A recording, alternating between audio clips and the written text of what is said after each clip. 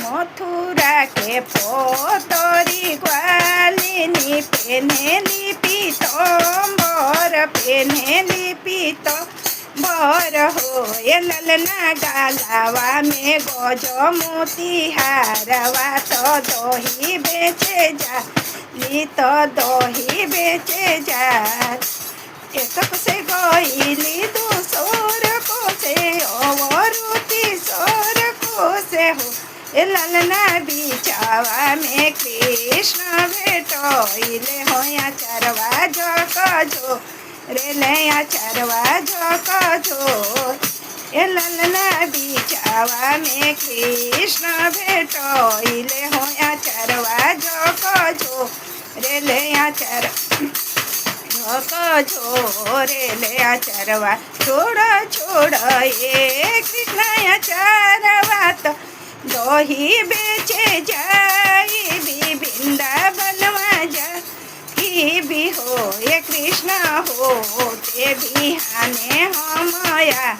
ई भी दिन भरी रह भी दिन भरी रह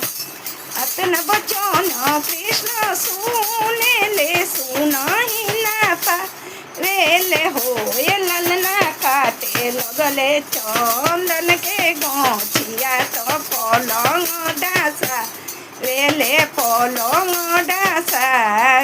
ये ललना काटे लगले चंदन के गोछिया तो पलंग डासा वेले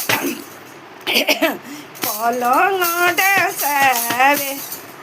घरी राती गईली पहर राती अवरु दूसर राती अवरुति सर राती हो ये ललना सारी रतिया बीती गईले गोवालिनी नाहिया वेली गोवालिनी नाहिया ए ललना सारी रतिया बीती गईले गोवालिनी नाहिया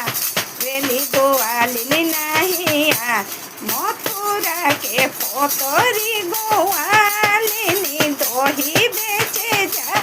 लीनु हो ए ललना गालावा में गोजो मोतिहा रवा तो दही बेचे जा ली दही बेचे जा।